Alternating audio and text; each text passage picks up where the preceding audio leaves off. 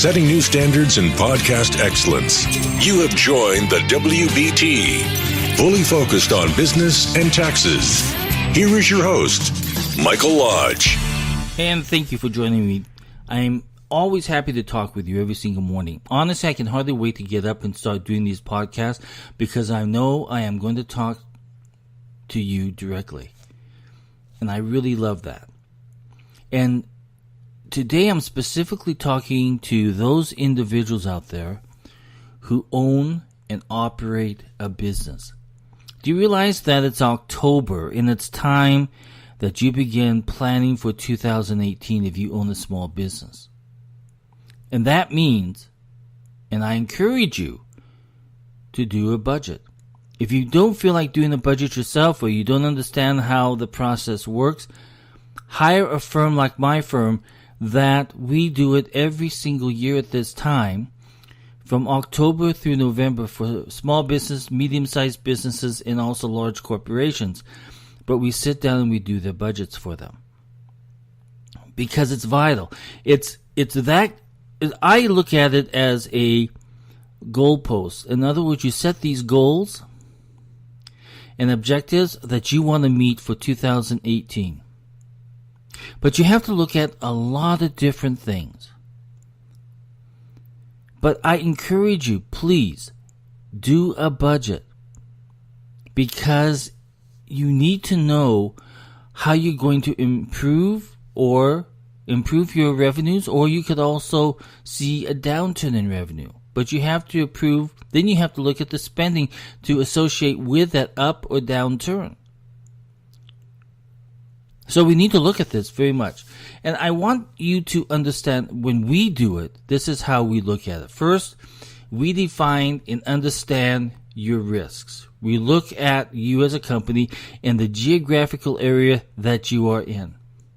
So every business venture, you have to admit, has a certain degree of risk. My business has a certain degree of risk. I never know what's going to happen with a client, or if a client's not going to pay, or if we have to go into legal recourse, or you never know what's going to happen. Something that might be going on right now in 2017 may impact what happens to you in 2018. So you have to look at your risk.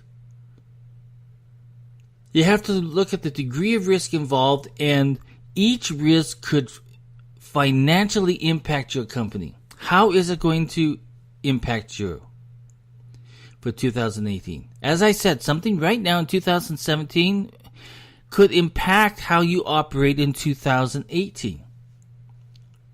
You know what that risk is because of what's happening right now. And there could be also some economical issues that may be coming on board because of legislation that will impact you and me. So, small businesses need to consider their long and short-term risk to accurately plan for their financial future. How will changes in minimum wage or health care requirements impact your workforce?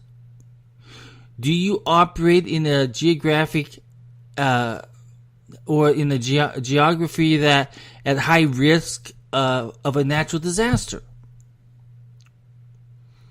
Do you rely heavily on seasonal workers? Understand the potential risks facing you on short and long-term basis.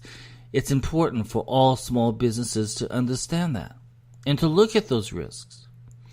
Once you have mapped out the threats of productivity, a clear picture can be built around emergency planning, insurance needs, etc., etc., etc. So this is a great baseline to figure out how liquid your company really is. If you're making money, then you're able to at least set aside a portion for savings or to go towards enhancing the company through new hires, expansion, machinery, etc. But you have to know what your risks are. And there are risks out there. I moved my office here to South Carolina. I have risks here.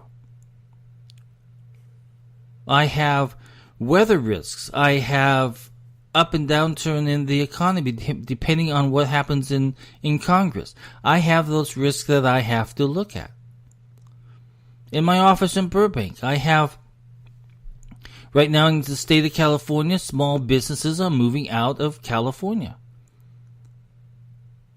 The majority of our clients there are living from paycheck to paycheck.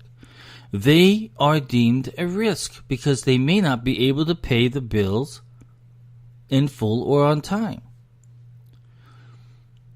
Fires are going on. That slows down the economy when there is so much fire and danger going on. It could hamper some of my clients because they might be in the fire path. So there are risks. There are risks that go on all the time. Minimum wage is going up in Los Angeles County. So you have to look at these risks and plan for them.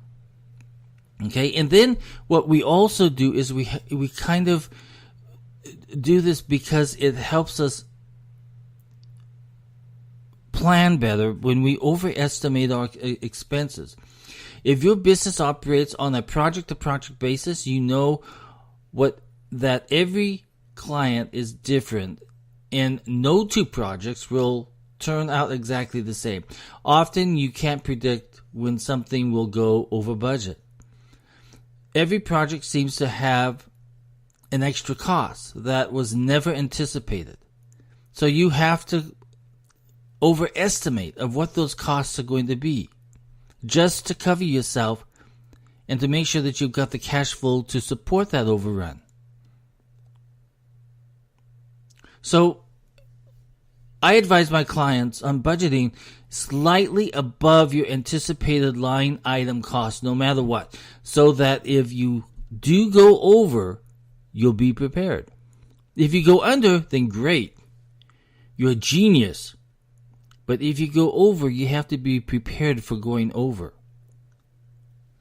And then you have to pay attention to your sales cycle. Many businesses go through busy and slow periods over the course of the year. You have to know what those periods are. If your company has an off season, you'll need to account for your expenses during that time. And I suggest using your slower periods to plan for your next sales boom. And a lot of you don't think about that. There is much to be learned from your sales cycles. Use your downtime to ramp up your marketing efforts while preventing profit generation from screeching to a full stop or a full halt. To keep your company thriving and the revenue coming in, you will have to identify how to market to your customers in new and creative ways. I look at that every single day because the first 2 hours that I come into my office is spent in looking at new ways to market and continuing my marketing strategy throughout the year. My first 2 hours is what I work on is marketing. Trying to find a new way to create new business to come into the office.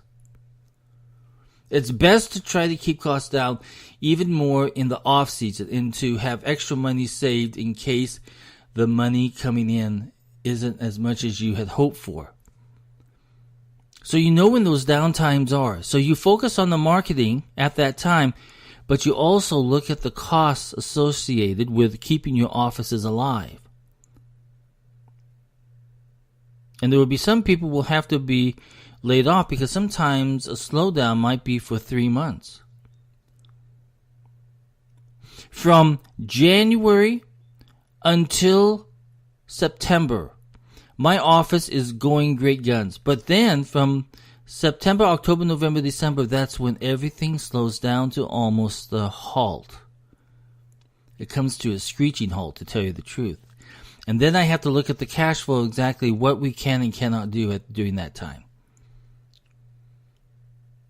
So you have to look at that. You need to pay attention to your sales cycles and make sure that you are offsetting your expenses accordingly.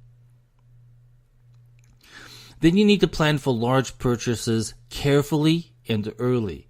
Some businesses, expenses occur when you least expect them. A piece of equipment breaks and needs to be replaced. I've heard that story so often from my clients. The delivery van or the company car needs a costly repair.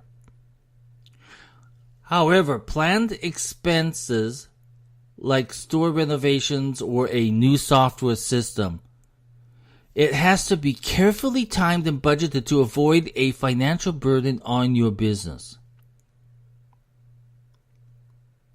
And the only way that you know when to do it is by budgeting. Supplemental business changes need to be timed carefully, balancing the risk with a renewed effort of looking at your income and your expenses will truly help you. I'm telling you this from experience, especially with dealing with my clients. Understanding of the financial landscape you're operating within, an up-to-date budget and data-driven financial projections are important components that help guide when to make large investments in your business. All of us have these great ideas of what we want to do in our business. But sometimes since we do not know our budgeting, we don't know when is the right time to make those purchases. And then we need to save a set percentage of each check you cash. It might be tempting to splurge after a successful month or two, but always remember to save a portion of every check you cash. Every business owner always overspends at one point or another. You never want to be in a situation where you're spending more money than you have coming in. To avoid this, 30% per check to account for taxes and to accrue additional savings. Put 30% aside. Now, if you can't put the 30% aside, then you need to really look at your budget and see exactly what you can do better to improve your cash flow. And you have to remember that time is money. One of the biggest mistakes small businesses make is forgetting to incorporate their time into a budget plan. You forget about yourself. You're thinking about all of your employees, but you forget about yourself. Timing underestimation directly increases costs. Not only do you start to lose time to the delivery schedule, your team also loses momentum as the collective thought shifts focus to another project. So we recommend treating your time like your money and set external deadlines later than when you think the project will actually be done. If you believe in the project, we'll finish on Friday, propose delivery on Monday, he said.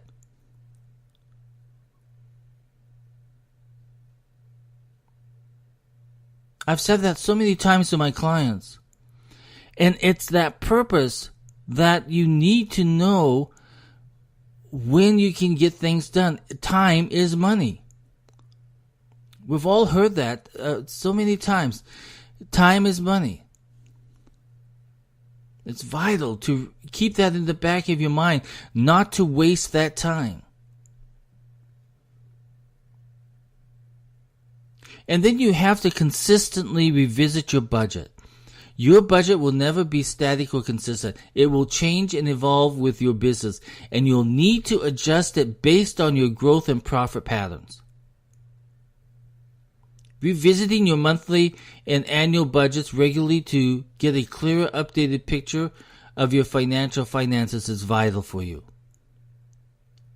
Regular revisiting your budget will help you better control financial decisions because you will know exactly what you can afford to spend versus how much you are projecting to make. In addition, what we suggest is consider past market trends to help prepare yourself for the year ahead. From there, you can factor in emergency funds and unexpected costs. So I'm telling you right now, if you're a small business, don't just always look at what's in the bank. You need a budget to be able to forecast what you can do and what you can't do. You need to look at those risks that may hit you at any given time and incorporate those risks into your budget so that you know what you're expecting. If minimum wage is going up, you better put that into your budget so that you know that your expenses are going up. What is the highest cost of any small business? Manpower. So if you know that minimum wage are going to go up per the law, then you have to plan for it. That is so vital for every small business. In fact, it's vital for every business to be able to forecast what they're going to do for the next year. Some companies even do it longer. Sometimes they do it for the next 3 years. And let me tell you, if it's a publicly traded company, investors want to know what their forecast is for the next 3 years so they can know if it's a good investment. Well, you're the investor in your small business. You need to know the same information. So I encourage you to visit the subject of budgeting because it's vital for your small business. If you need help, you can send me an email at mlodge, M-L-O-D-G-E, at lodge, L-O-D-G-E-CO.com, and I will help you through the budgeting process. We can prepare a full budget for you based upon your history and based upon what we see is going to happen for the next year. It's vital, guys. If you own a small business, your budget is important to you. Hire someone to do it for you that knows how to forecast out, knows how to look at your income and expenses. Because a professional, especially a professional such as myself who has been doing this since 1984, knows exactly what to look for. He scrubs the numbers. I scrub the numbers of every single financial statement that comes in when I do my budgeting. So send me an email at mlodge, M-L-O-D-G-E, at lodge-co.com, and I'll help you through the process. Remember, budgeting is your tool to know how to better plan. Don't keep relying upon what's in the bank, because that bank account can go away with one event. Let's plan well for 2018. I really feel positive that 2018 is going to be a start of a great year. Let's start planning now in October, in November, and December. You still have time. I will talk with you soon. This is brought to you by Lodge & Co., a business and tax advisory firm where your success is our goal.